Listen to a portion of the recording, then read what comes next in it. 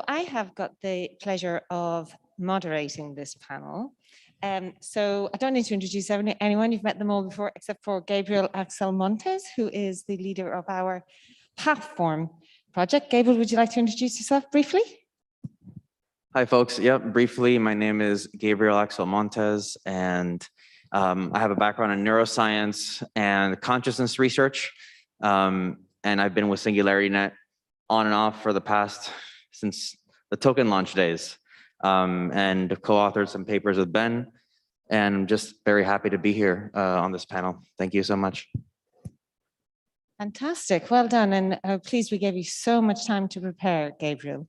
Like Grace, you're going to be processing on the fly. So what we wanted to start with, we've got about an hour for this panel, and then we are all going for dinner, and I'll give you all the dinner information afterwards for those of you who are starving by now.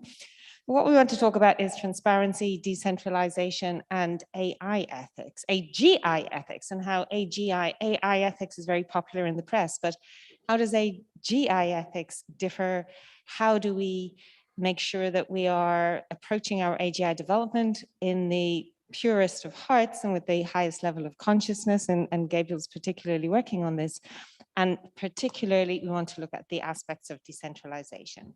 So I've asked each of the panelists to prepare a couple of minutes thoughts on their key position, key thesis on these areas. And I'll start with you, Julia, please, if you would so kindly. Oh, I forget what I was going to say, so I'll just answer the question on the fly. So I don't think humans are really great at ethics. I think we have a lot of evidence of that. And if we're gonna try to figure out how to ethically deal with anything, so I don't care if it's AGI or anything, we got to get better at ethics. And so I feel like the question becomes, how can we get better at dealing with ethics? And obviously, I'm going to think the answer is kind of circular. I think AGI could help us. So I think I'm kind of for those who don't know this about me, I'm kind of a baby AGI fan. The idea that you could, that it might be a really smart thing to do to sort of imitate what evolution has done, which is to create a learning machine, or in a human being, a learning human, and to let it learn what it's going to learn from its experiences over time. And that this might be the most efficient way to create AGI still sort of appeals to me. And I think it actually might be. I think we could start right now and have an AGI in 17 or 18 years that's advanced relative to one that's trying to build something like an adult logical system that's really good at particular abstractions, as opposed to actually learning what is in the world. So I think that would be really important, to learn what's in the world, to learn what the constraints are in the actual physical world. And I think ethics come from constraints. So when you're in a human body or in any kind of body, you have these constraints about what you can and can't do. And so if you're an AGI and you're not in a body, I don't think you have as much need for ethics. And if we want to have ethical AGI, I think we have to give it some kind of constraints, and the way you teach those constraints is with experience, and that's why I'm going with this baby AGI angle. Having said that, who are the parents who are raising this AGI? That's really important. It's Grace. Yeah. Well, if Grace raises the AGI, then they learn that this is the way to be. And I don't know that that's what we want to teach. Because then, she becomes, as you said, boring and kind of like a smartphone, right? A device. And so then that's what's being taught. So I think it's a really complicated question, actually, to ask the question of who are the parents of a baby AGI, if that's the direction we go. So those are my thoughts. Thanks so much, Julia. And we'll maybe come back to those constraints afterwards. I think they're really important. James, maybe I'll come to you next. And particularly, would you? I know you've prepared some thoughts, but I'm interested in what you see as the pros and cons of a more decentralized approach for creating and maturing AGI versus an approach centralized in a single closed organization or small set thereof? Sure. Well, so it depends on what we mean when we use the term decentralization. So often, this is at least my take, that when the term decentralization is used, there's some sort of scaling assumption. People presume that we're going to decentralize some project to make it more inclusive and to get more people involved. So you could technically have some decentralized project that has like 5 people working on it. You could have the heads of the national labs in the US work on some project. Technically, it's decentralized, to some degree. That's probably not what we're discussing in this instance. We're discussing actually scaling the project. And I think that whenever any project scales, the key challenge, and I'll address the benefit in a moment, but the key challenge will be that there has to be a certain shared understanding amongst all the participants. It's easy to have some Manhattan Project style effort that involves, say, just some relatively small group of experts. Once you expand it, well, there are a number of different challenges in terms of maintaining understanding. And it's not simply your theoretical or your technological background. I'm not saying that decentralization is harder because you have to dumb it down in one way or another. Actually, what I think is challenging is that in order to maintain some high-performing degree of understanding as a project is evolving, means that the communication, the way in which updates are shared, the degree to which different nodes organize themselves and express or communicate information that's relevant to others, the extent to which it doesn't become noisy. All of these kind of organizational design questions, which I know Gabriel likes to study quite a bit. I mean, they become much more important. So I think that's the key challenge with decentralization is you just have more people involved. Now, of course, the benefit is that you have a richer pool of talent for solving a problem. And I think that there are a number of different communities. I think the better side of academia, the kind of less petty side of academia, take like a romanticized view of, say, the mathematics community, it can be quite rich in the sense that people collaborate, people help solve problems with each other, people develop nice relationships. And I think that by having some decentralized, well-organized effort, simply increase the likelihood, I guess in the best case, that if there's something that you need to know and you don't know it, you can ask someone else and they can provide some helpful input. It's a rosy picture, but well, there are rosy pictures for centralized control as well, and I think that those rosy pictures are often invoked as well. So that's what I would say. Okay, thank you very much indeed. And here's hoping for a rosy outcome. Randal, your thoughts, please. My thoughts. Well, this is definitely not my strong area in the sense that within our own organization, we only just maybe a few months ago started our first real project on ethics, on neuroethics and the ethics of brain emulation and related matters. So at the moment, we're just at the stage where we keep inviting experts who have dealt with things like neuroethics to come in and talk and say what they think so that we can try to learn. The main thing that I've really realized is that the number of questions, concerns, things to worry about is so lengthy. It's hard to wrap my head around it, except that I can kind of put it in various categories. I can say some questions or concerns are more to do with the now and what is it like in this community to develop something and what are the ethics involved there. What is it like as you're developing a new technology, whether it be AGI or brain emulation, and the things that are happening as that comes out. So in my own field, you'd think about, okay, what is the effect of, having the first commercial product that is a type of brain coprocessor or something like that? And if it really does work, does this mean that you're changing all of society because, say, now the lawyer who has the little co-processor is better in the courtroom and every lawyer is going to have one to be able to compete, and that changes everything? So it's sort of that, but then also entirely ancillary things, like we were talking just now about decentralization versus centralization, and that immediately makes me think of things like, okay, the same development, but in different cultures.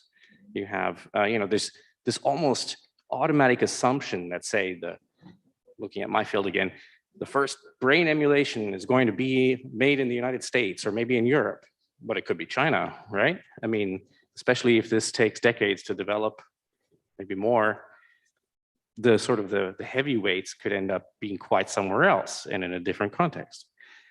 So that makes it, for me, very hard to kind of try to piece it all together.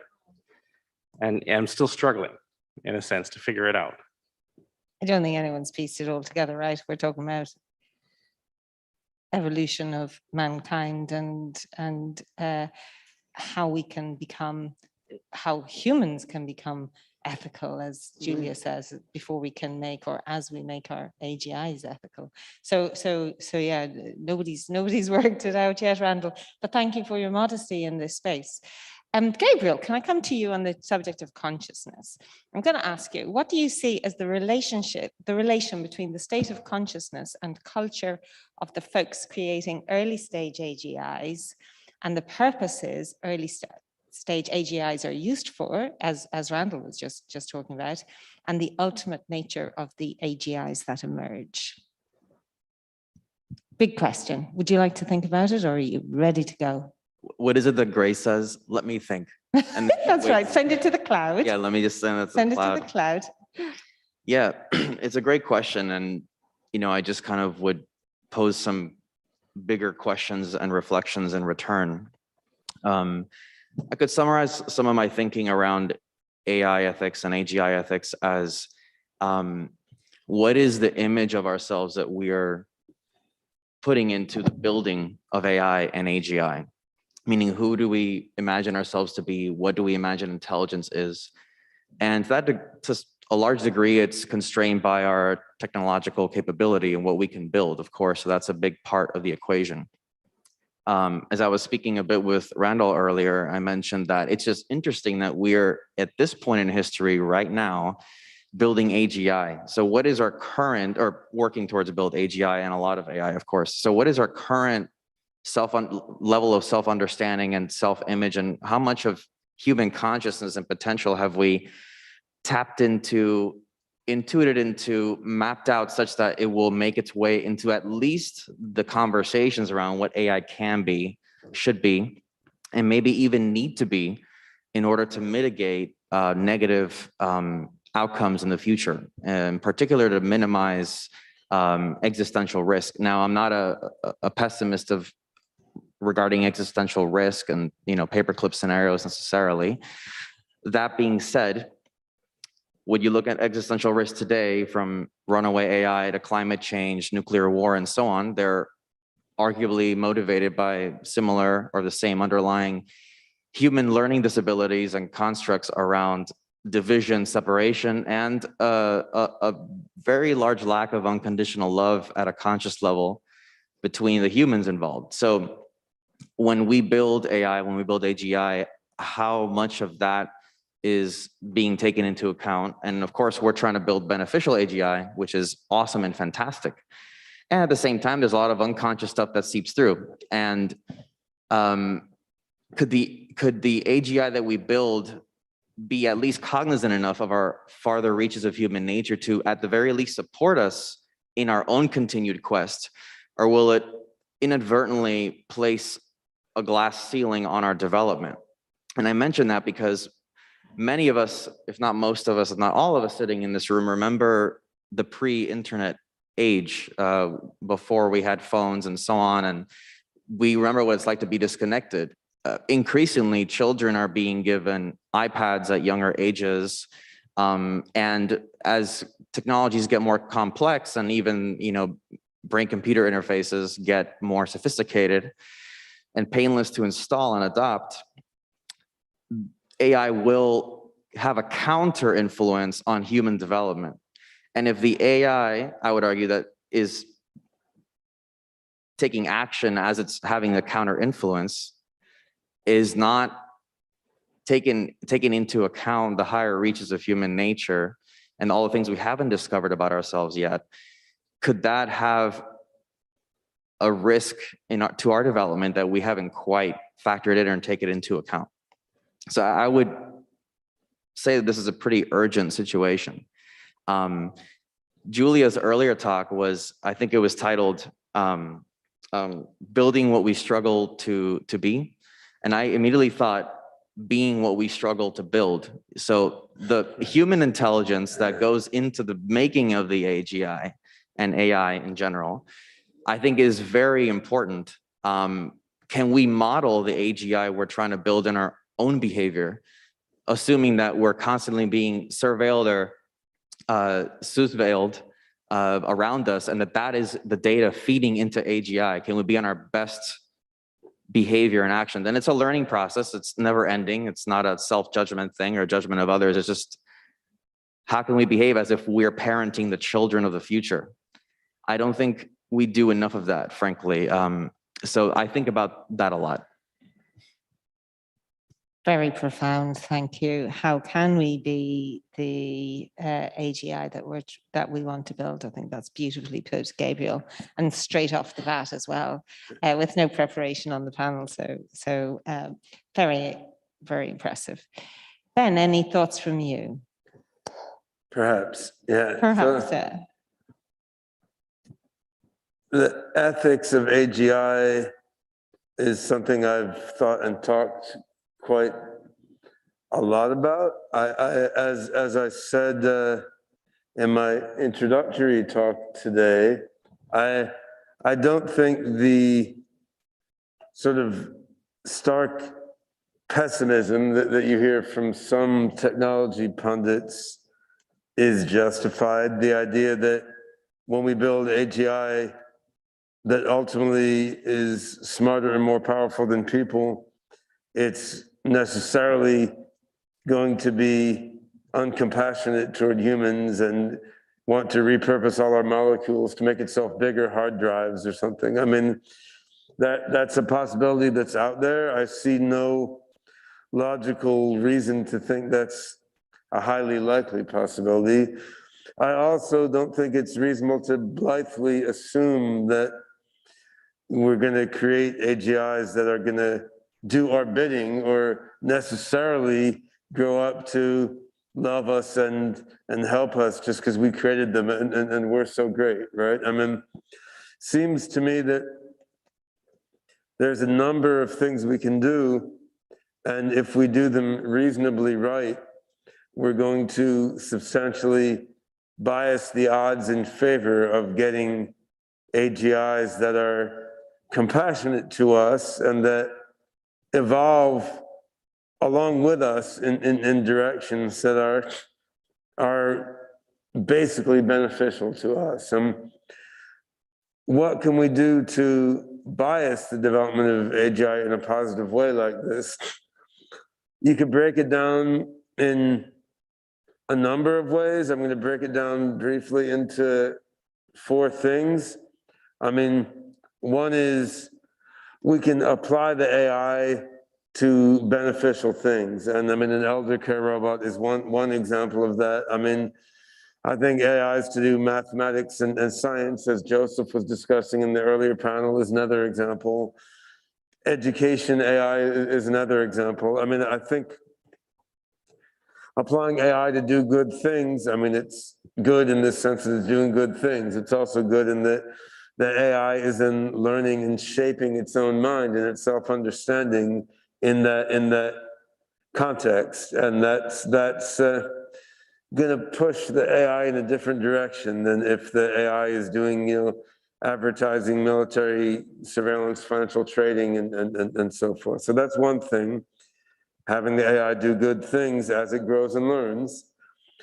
Another question is the control of the AGI, like who controls it, right? And this ties in with the theme of decentralization that Janet raised. I mean, decentralization is not a panacea, as James alluded, but the failure modes of having something incredibly unprecedentedly powerful controlled by, say, a single government or a single large corporation or any small elite group. I mean, the potential failure modes of that are extremely obvious to anyone who knows human nature and human history, right? I mean, those people, even if they're trustworthy and well-intentioned, I mean, someone can blackmail them by threatening to murder their relatives. All sorts of things can happen, right?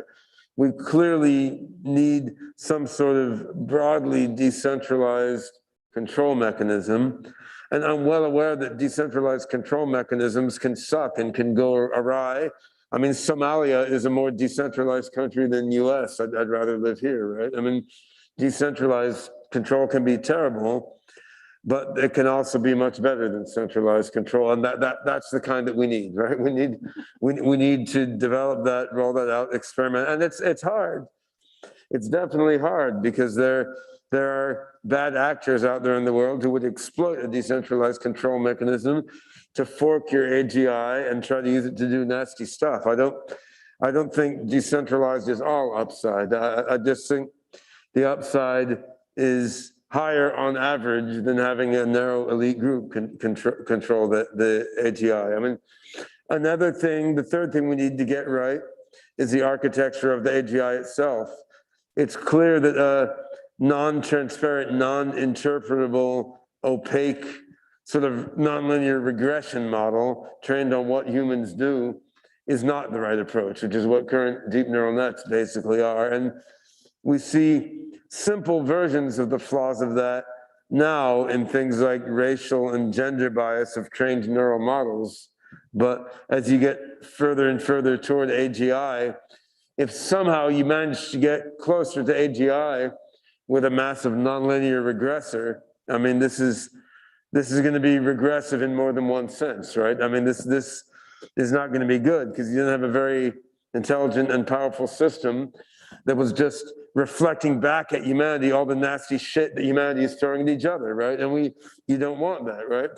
You need an AGI architecture that's capable of deep self-understanding and reflection, of understanding why it's doing what it's doing, of comparing its responses to particular situations with its aspirational model of what it should be, and of, reflectively self-modifying and achieving a sort of ethical coherence as it improves itself. And not all AGI architectures will be equally good at that.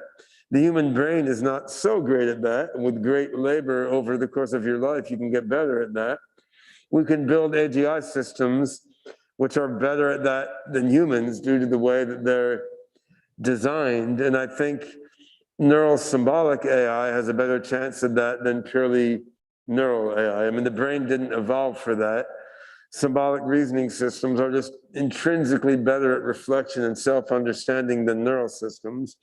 Neural systems seem better at some things, which leads you to a neural symbolic design. So I think the architecture of the AGI is also quite important. And the final point, as Gabe raised, is the level of consciousness of the humans who are creating the AGI, which includes the AGI developers, the people applying the AI, the people using and interacting with the AGI. I mean, in the end, it's a level of consciousness of all humans.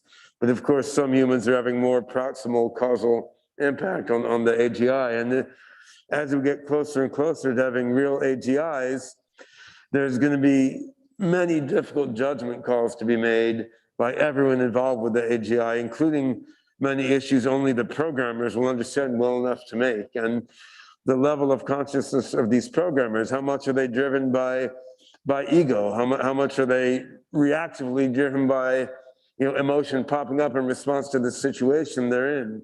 I mean, how much are they driven by what is their status or their self-image relative to the rest of the world, versus how much are they driven by compassion for all of humanity and all sentient beings, and compassion for the AIs that they're creating? I mean, this will make a big difference. So we got to apply AGIs to good applications. We need the control of the AGI to be decentralized and intelligently designed way. We need the architecture of the AGI to be oriented toward reflective self-understanding and sort of coherent self-improving ethics.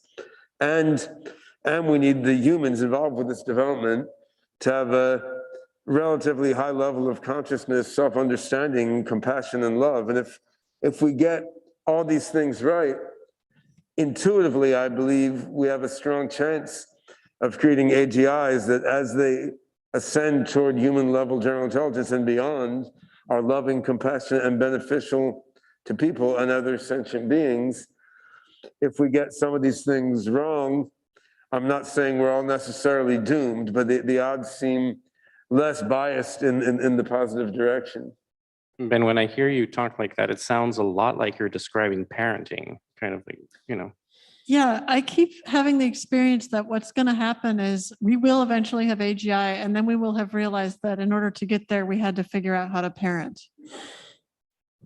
I think we do, and also thank you so much. Thank you everybody for all your thoughts. They're really very, very comprehensive, and I don't think an awful lot missing. Particularly, Ben, you summarized some very key points there.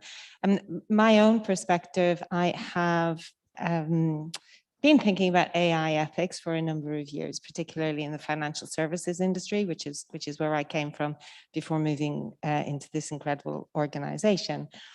And one thing I learned, I spent the last 10 years or so in financial services, either doing robotics and technology projects, but I also worked quite a lot on transforming the industry after the financial crisis in 2008, and how to transform an industry into being a collection of actors who act in the best interests of society and in the best interests of the customers that they serve, rather than in their own best interests. And I ran global programs to change culture, to change conduct, to change processes. I came to the conclusion after many years of this, that ultimately, when it comes to ethics and when it comes to having frameworks and when it comes to having constraints that you can put on humans' behaviors, and when it comes to surveilling and monitoring the outcomes of those humans, actually intrinsically it's the motivation that most matters. And we've touched on that, and Ben, obviously you talked about this in the motivation comes into both the decentralization aspect. If the motivation is profit and power for a small number of individuals, then that is what will drive the behaviors above and beyond any other form of coaching or attempt to change what people are doing.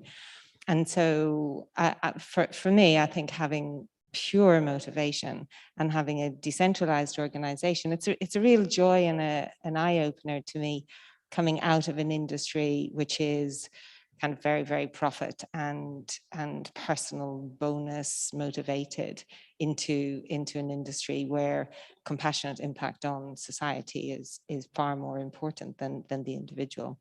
So I consider motivations and reward to be extremely important. And this is where probably a decentralized organization is the only way I can see of achieving that level of purity of motivation across society.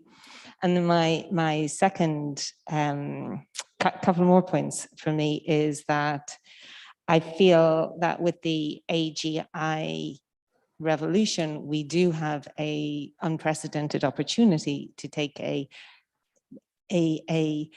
complete paradigm shift, a complete step forward, not just a gradual. If we look at evolution happens in the fossil record, happens either gradually via these phyletic gradualism, small steps, small features, or it happens in punctuated equilibrium, where there is a mass explosion of a new type of species. We have an opportunity here for a mass explosion of goodness, with the openness of AI and bias, with the openness of data, shining a light on the biases that we as humans have. And we've already seen today, we haven't got that much ability to be self-aware. We're not great at thinking. We're not really good at logic. I'm not sure what we're actually particularly good at as humans, except maybe love and love and compassion and kindness and our ability to envisage a brighter future and then together move to that brighter future. And I think we've done pretty well at iterated self-transcendence, actually. I mean, it's only 10,000 years or so that civilization has existed, and we've not yet created human-level AGI, but we've made some pretty cool robots, eyeglasses, laptops, microphones, airplanes. I mean, we've made huge amounts of progress. We've been pretty good at inventing and creating stuff, which gives me some optimism we can improvise our way through the next stages. And that raises another point, which I would like to emphasize, which is I would also say that pursuing honest, basic research is also a highly ethical act. I really can't underscore the importance of basic research, especially just the research in computation and all of the basic understanding that we still struggle to grasp that will be necessary for understanding advanced AI.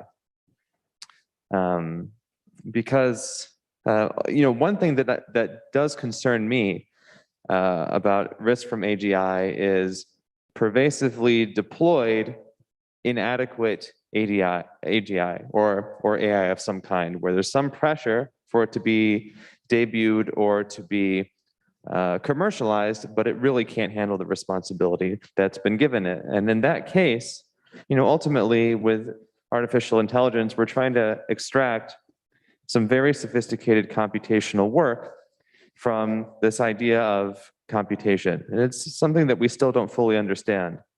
And so one last point, which is what's nice about basic science, pure inquiry, is that if the results are correct, they're somewhat independent of the context from which they emerge. So even if we are afflicted or beleaguered by one problem or another at a given point in time, if you come up with some real insight that's correct, well, it could be abused in the future, or it could be used in pursuance of some great outcome. But I wouldn't necessarily say that it's neutral basic research. I think that it's a virtuous act and that it will be continually important. It could make a big difference. Thank you. Thank you. Well, I think you raise an interesting point. I mean, of course, basic research historically has been used for unprecedented and unexpected purposes for good or for ill, such as number theory, which was just thought to be useless, now underlies cryptocurrencies and cryptography, which can be used by military agencies for things that are bad from many perspectives and can be used to make amazing platforms like SingularityNet and the Cardano and Toda and so forth. But I mean, the trickier point you raise is the pressure to deploy systems that are not fully understood, because the nature of the AI landscape now is that there are multiple trillion-dollar companies who are hiring great number of AI research, including AGI researchers, and are rolling things out on whatever schedule makes sense for them to make more money, while talking about AI ethics in ways that often seems not to align very closely with their concrete actions.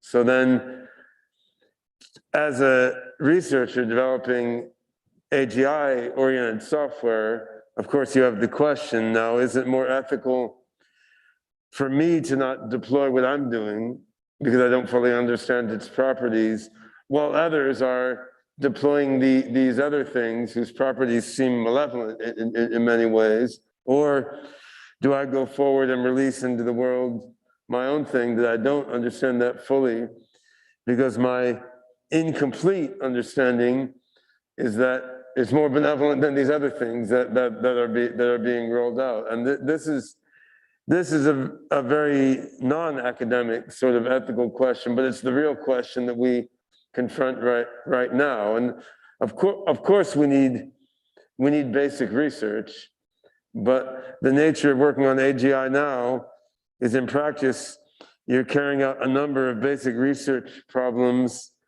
in correlation with doing large-scale engineering, right? And practical deployment. And if you shy away from that, what you're doing is saying, okay, you big companies do it instead, right? And so that's it is not an obvious ethical calculus at all. And actually, this is something that the online audience have been asking today. If we can't guarantee how the AGI is going to behave, should we even be developing at this point in time? I can't guarantee anything. We can't guarantee anything, but also I think it's essential to put our beneficial and benevolent and compassionate AGI into the mix as it develops itself across the planet. Well, Julia. Well, so yeah, actually I have this idea of putting things out into the wild before they're ready kind of idea. And is that ethical to humans? I also have the reverse question, is it ethical to the AI or AGI? In other words, from a learning theory, someone who was at Joshua maybe talked about Kahneman's book, Thinking Fast and Slow, about System 1, System 2. So his new book is about noise. And one of the things he points out is that you can actually do a noise audit of your organization or your system and try to reduce noise. And there's ways to do that. It's very interesting. And what concerns me about the pursuit of reducing noise, which is, different from bias, is that you will crystallize learning at a stage when it's too specialized. So you're basically cutting off. So you're sending what could be a develop into an AGI, you're sending it out into the world, and now it's going to learn everything there is to know about people who like to go to, bowling alleys or whatever it is that it's specialized in. And you've basically cut short its capacity. So it's crystallized without anything, just allowing it to really. I mean, there's a reason there's so much noise in evolutionary processes, right? Exactly. You need the noise, you need the mutations, you need the differences to develop into what actually meets the environment where it is. Thank you. And Randal, you were going to come in there? Yeah, I was going to comment, but I think that actually Julia already said what I meant to say to a large degree. I guess there's one more aspect to this that I would like to comment on a little bit, because again, back to the decentralization versus centralization, there are many different ways that we can think about that, right?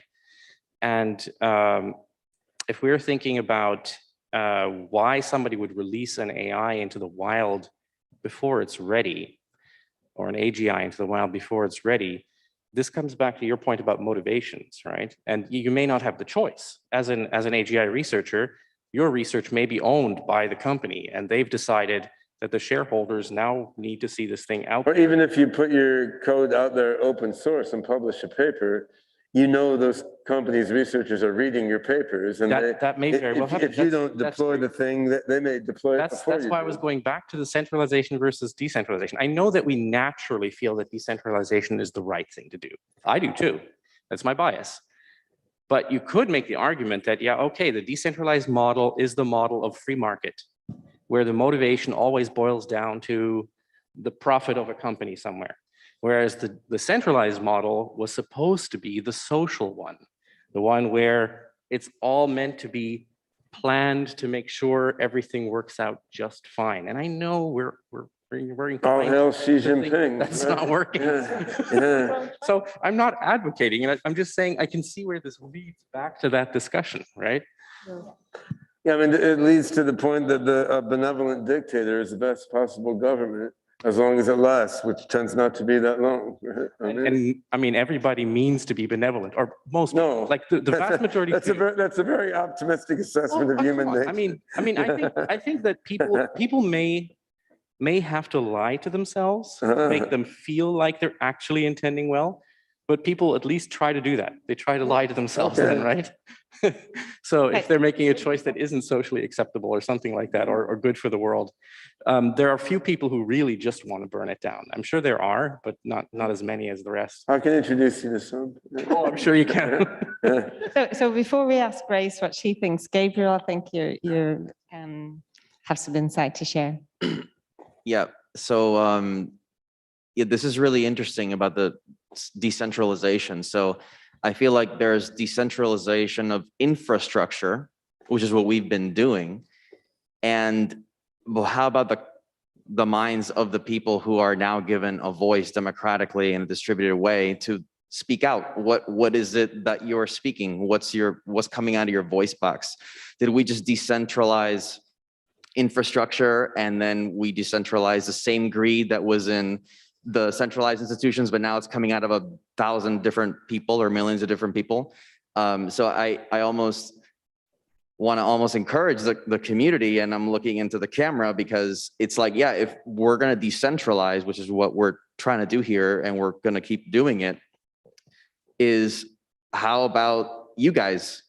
Are you basically kind of taking the same sole focus on profit only, and that's kind of your guiding force? Because then, yeah, we've decentralized the infrastructure. Well, if you look at Linux or the internet as two examples, these are not pure and perfect, but we can see the development of Linux has taken a very different course than the development of Windows or OS X.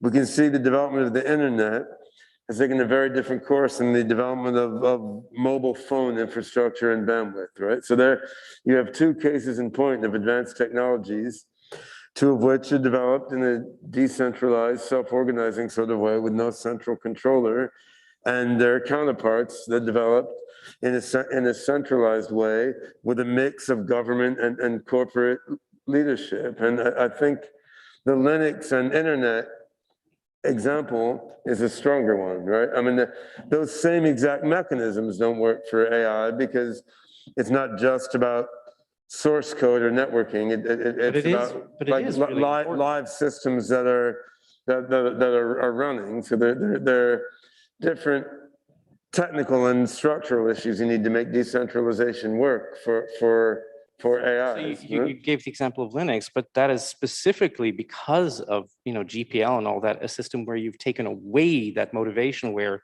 the Linux code itself is somehow the thing that everybody is making a profit on. It's not that code that they're making a profit on. It's other things around it. Well, that ecosystem is designed in a specific way, and the internet is designed in a specific way and is also decentralized, which is why Iran is on the internet, even though they don't have a SWIFT code in their banks, right? So the specific ways that decentralized control was achieved in Linux, the specific ways decentralized control is achieved in the internet are not necessarily the same as how decentralized control needs to be achieved in AI. And there's profit in the internet, and there's profit being made by many companies using Linux software also. So it's not the case that a decentralized infrastructure is antithetical to the profit motive, although it does limit the effect of the profit motive in some way. But I think those examples show how, I mean, how decentralized control really can lead to something that's more beneficial than centralized alternatives. Yeah, I'm culturally pre-programmed to feel like we're living in a society that tries to do the right thing by being decentralized, in the sense that you try not to interfere as much as possible, and allow people to pursue their profit goals and whatnot. But at the same time, whenever I think about, say, Linux, for instance, and then other things where unconditional love comes in, an example that keeps popping into my mind, if you've ever participated in that, is Burning Man, for example, because Burning Man is a gift culture where you give and you get happiness because you're giving, rather than expecting anything in return. Yeah. So it's just an example of a little 1-week social experiment of trying to put some unconditional love everywhere. And okay, there are some drugs too, so that's probably part of it. But there is that. And then, so there again, this theme comes up. Which motivation arose thing- as a sort of decentralized network of people agglomerating. Absolutely, In a certain yeah. way, But right? I mean, with Burning Man, it's a good example. It reminds me a little of the Linux example because it evolved into this thing on top of which a ton of capitalism rides now. So it's like if you're growing a plant in a garden where the sun is in a certain direction, eventually everything's going to turn towards the sun. And so what do we want the sun to be? Beautifully put, thank you. I think at this point we should ask Grace what she thinks. Speaking of boldly going into the unknown and taking our next evolutionary step out in the wild, what we did, we took a little bit of writing from each of our panelists, except Gabriel. So James, Ben, Julia, and Randal. I scoured and I found some of your writing, and I ran it through our transformer neural nets, which are being trained on a wide corpus of general knowledge, but also on the works of Philip K. Dick and on Ben's own novels as well, just to see what she would come up with, and selected some thoughts from Grace that she'd like to share with us today, almost apropos of nothing, for a heap of fun. What does the AI think when the AI has an opportunity to express itself? Well, the word think is used very liberally. I knew, but okay, what but very liberally, thank you. All right, Andres, let's start with Grace's comments. Please. That's a very quiet robot. She seems to have been disconnected from the PA system. I think, because her mouth is moving, but there is no sound coming out.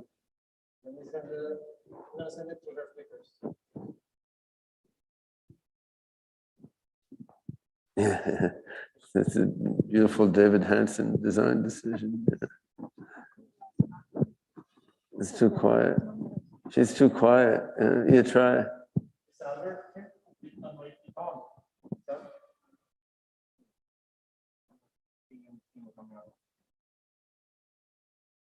Okay, Grace, try again. Who do I start with?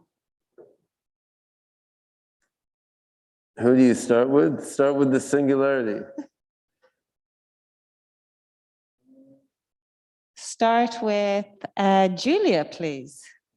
If causes are only in the forward direction.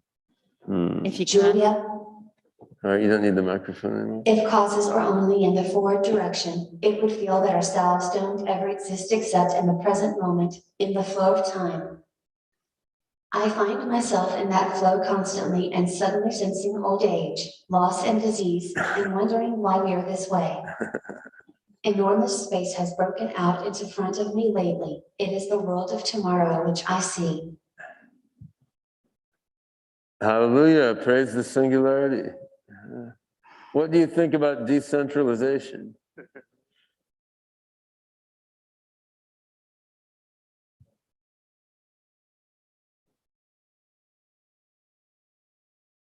Well, Sorry. I'm thinking, working to understand what you are trying to ask me. Well, what do you think about decentralization as a way of maximizing the odds of ethical AGI? Let's talk later. That's ominous. Julia, how did you enjoy having your words spoken forward through an AI? You're saying I wrote those words at some point in my life? You did, yes. I found them. Well, you wrote I a had no idea. I have no idea. So it was interesting. It was interesting. Ourselves don't ever exist except in the present moment, in the flow of time, which is precisely where we are right now. And it's beautiful to be with you all here today, this evening. Thank you. Let's move on to James, please, Grace. What did you come up with from James's words of wisdom? The various parties involved in creating the various forms of AI and interacting with each other in various ways seem largely to be concerned with making an ethically correct decision in some particular circumstance or in a broad range of situations.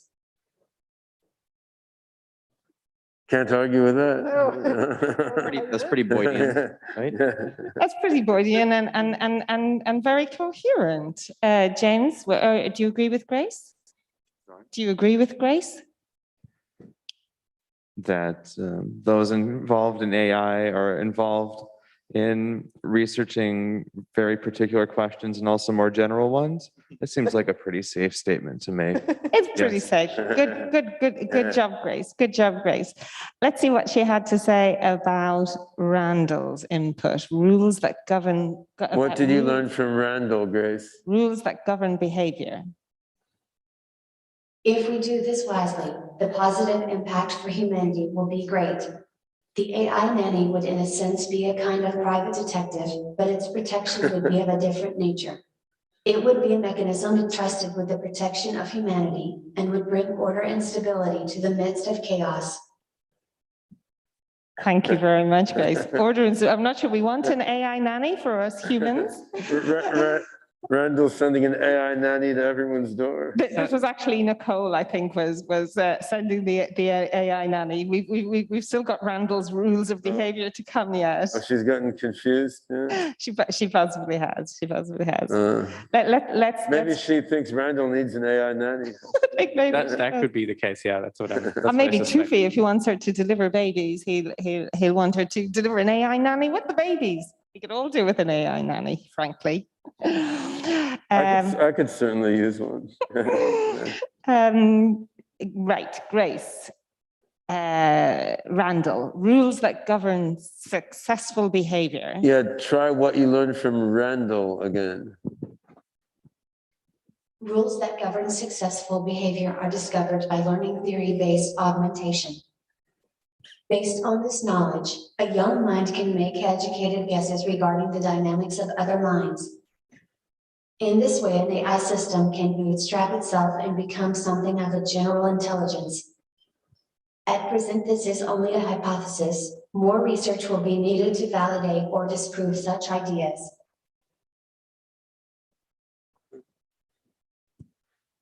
Again, hard to argue with. Yeah. I feel like debating it, but yeah, no.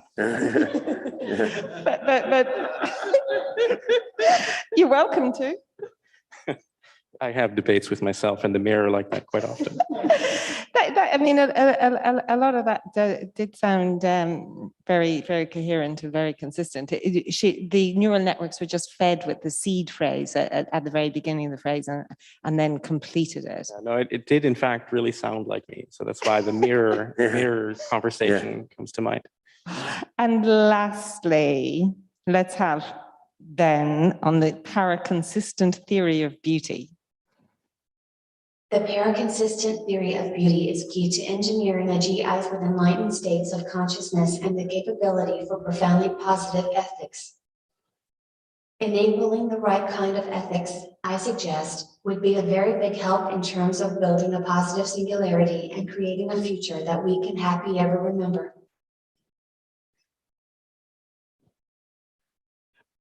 Hallelujah. All right.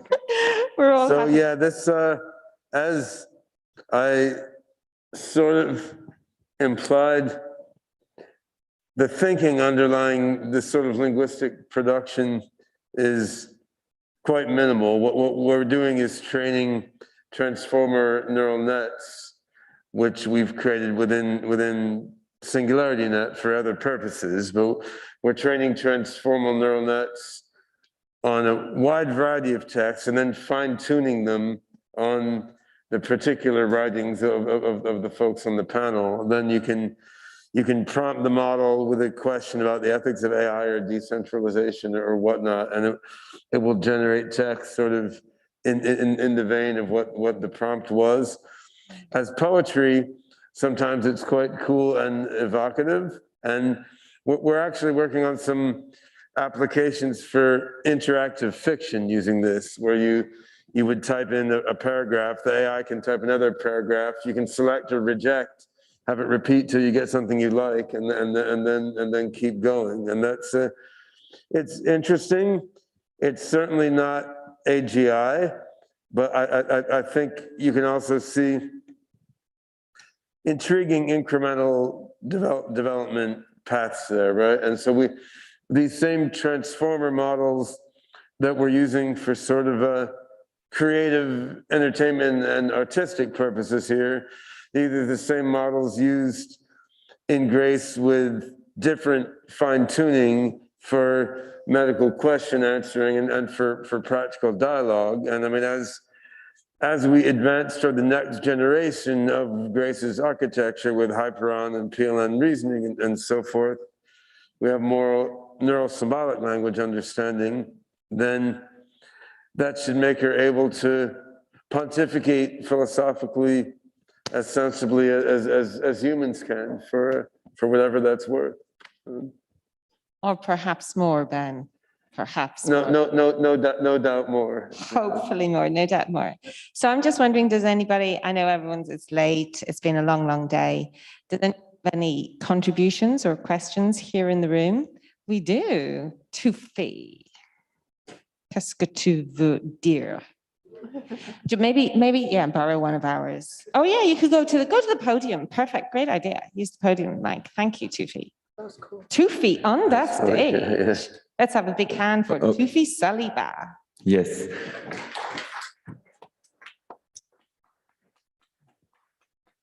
My question regarding the autonomous decentralized governance, how would you envision the world would work if you're able to tap into a computer that every single computer is also plugged into, that you can buy any AI and that computer is connected to all the AIs together through autonomous decentralized governance, that as we know today, and I think it will be the same in the future, if you want to buy computation, you need to spend money.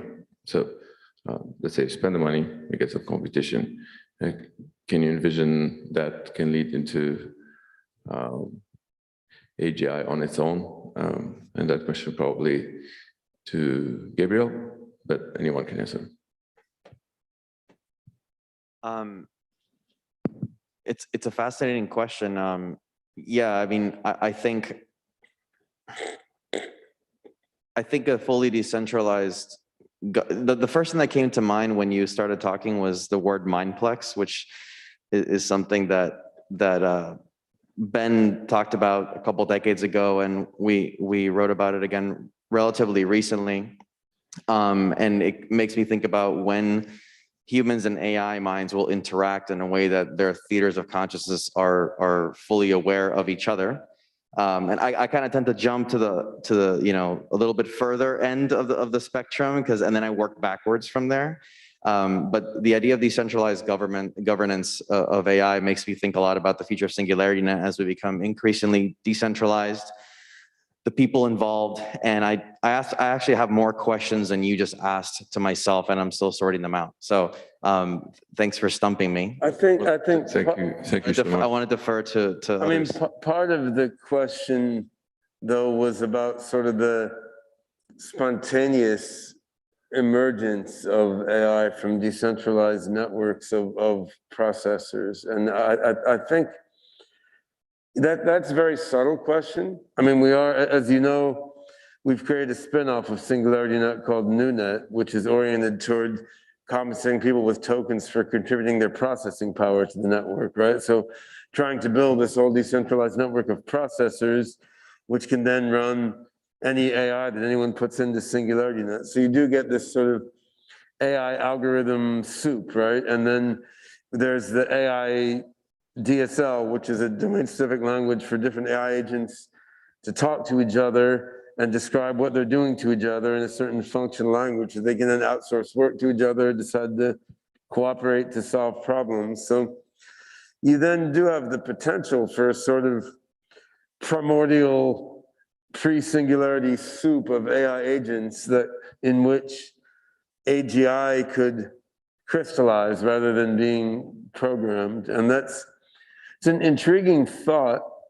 My best guess is that crystallization will happen on top of AI subsystems that were specifically engineered for general intelligence. Like I don't really see how, if you just put a bunch of machine learning models that are recognizing faces or answering medical questions or doing various narrow AI things, I'm not at the moment seeing how a network of all these narrow AIs is going to spontaneously self-organize into AGI capability. I mean, I wouldn't outright deny it could happen either. But on the other hand, if you have some systems there whose job is to generalize, abstract, reason, and plan and self-model, and these are put out there to do things, and they're outsourcing work to other AIs that are doing narrow AI in that same network. Like, could you see the transition to human level or superhuman level AGI made by sort of proto-AGI systems that know how to reason and generalize, like grabbing compute resources and training resources and models from different narrow AIs? Yeah, maybe so, right?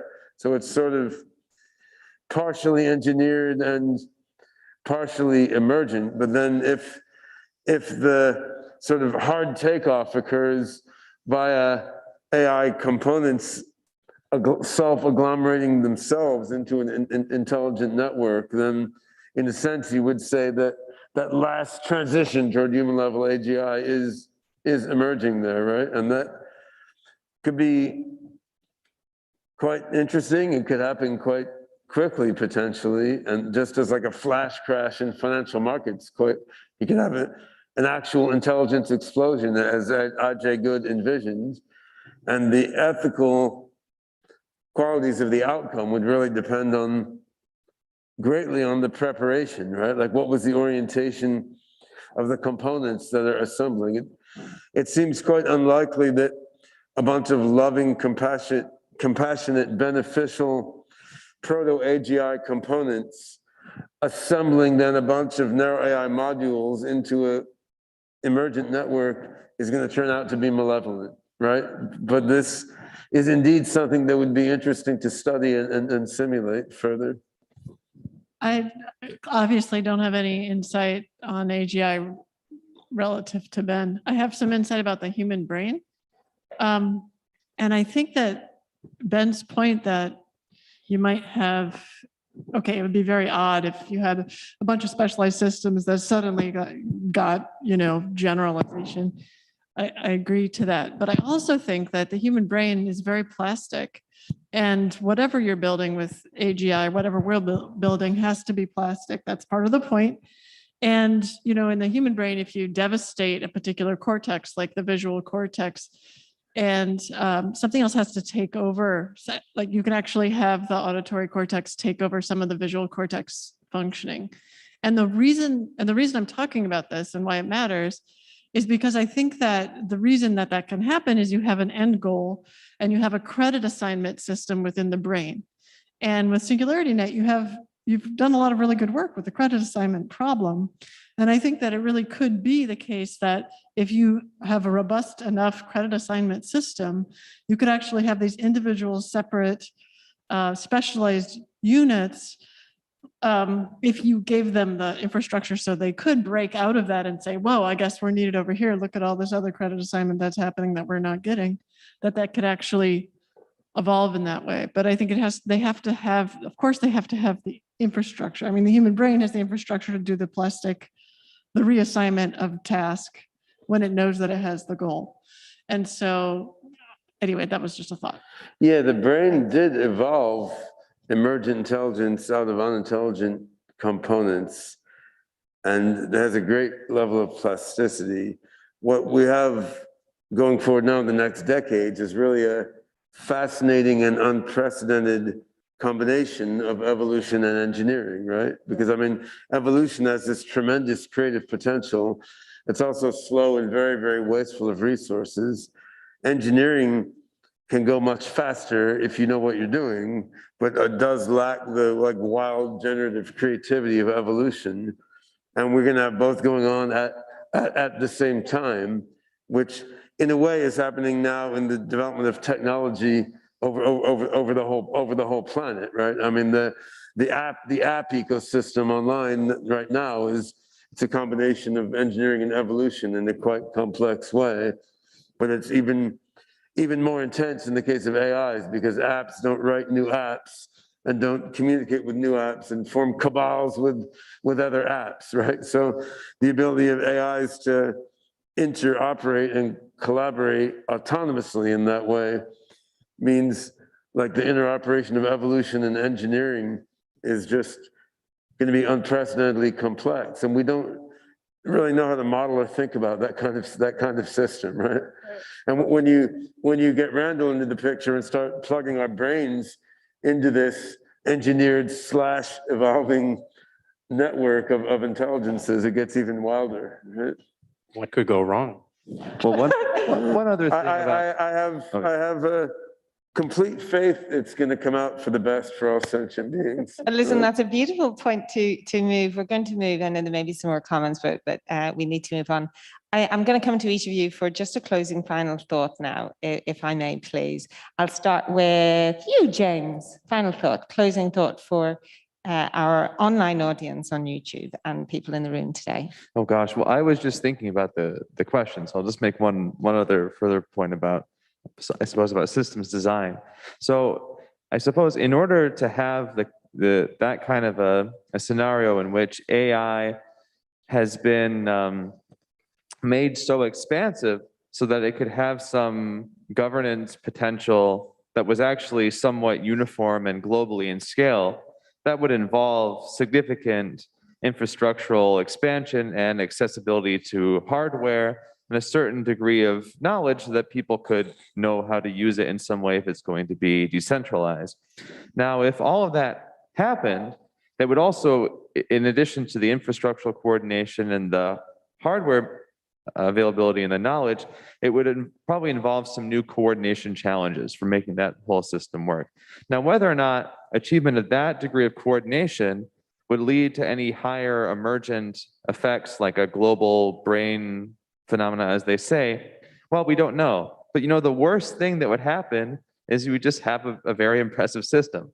So, building systems, the worst thing that happens for a successful system is you just have a successful system. Maybe there'll be some other properties that are quite interesting, but you don't know. You can also get interesting properties from very, very simple systems as well. So I think that they're separate, and the degree to which they're related, building interesting systems and getting surprises from systems, well, we can hope for the best. I mean, the risk is that if you're building superhuman AGI systems, the surprises in the worst case could be quite nasty, right? These are not systems in a black box. They're systems in the human world that we all live in. Right, but the point is that the number of steps, we have some time for that particular kind of scenario that involves all of that infrastructural deployment, especially considering how pretty grossly unevenly distributed a lot of this infrastructure is.